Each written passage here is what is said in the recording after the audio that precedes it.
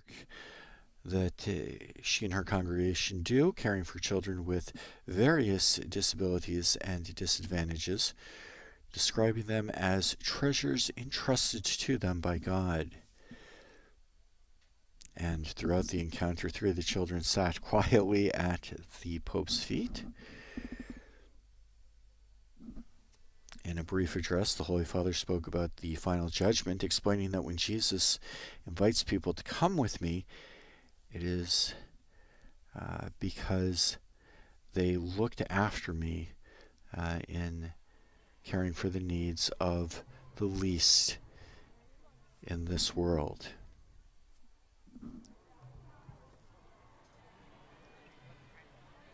Jesus calls those who are saved to enter into heaven precisely because they showed care and compassion for others. And referring to this as the sacrament of the poor, Pope Francis described it as love that moves, builds, and strengthens, and said this love is clearly present at the Erma-Salma school, and that without it, the work of the school would not be possible. Finally, the Holy Father thanked those present, and not only the teachers and staff that care for the children, but also the boys and girls who allow themselves to be cared for. He said they teach us how to let God care for us.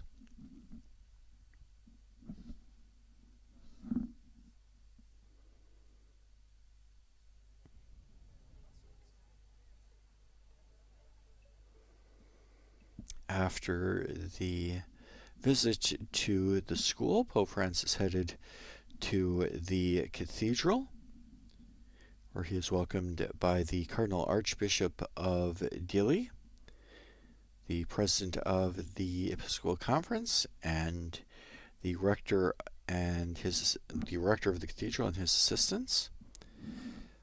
Also welcomed there with a traditional dance.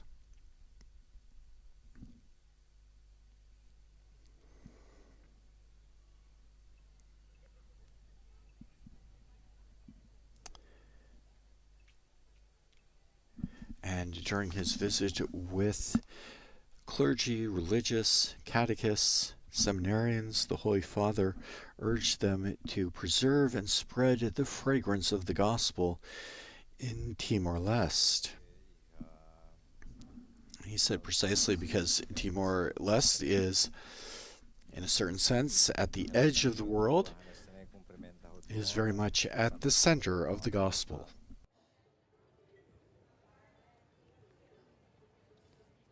Isirinebe servi altar, se cumprimenta el Santo Padre.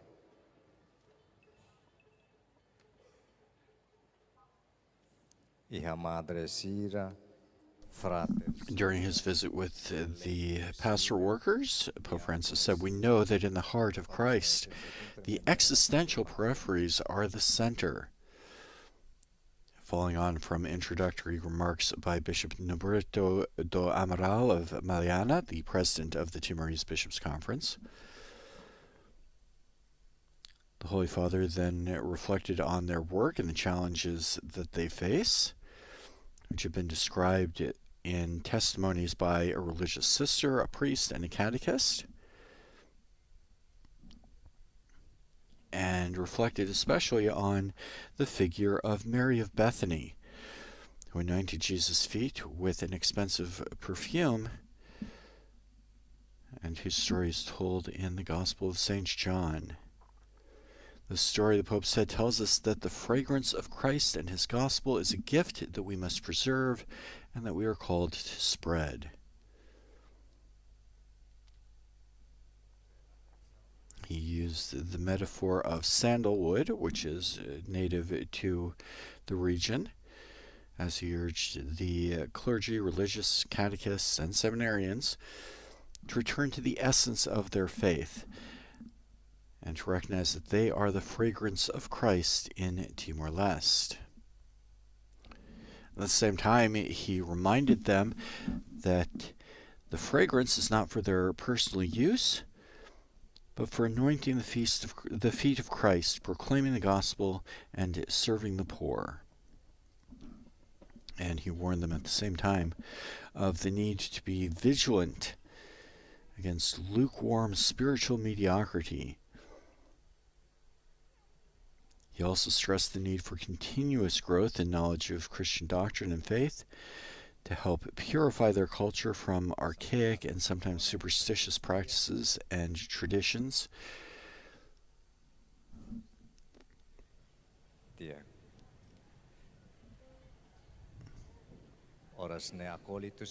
While at the same time, the Holy Father encouraged them to value some of the beautiful aspects of their culture, including belief in the resurrection and respect for the souls of the dead.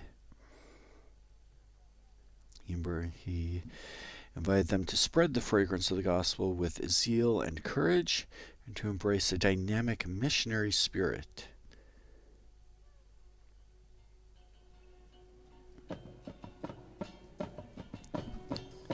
At the same time, he emphasized the need for renewed impetus towards evangelization in the country, rooted in a long Christian history, so that the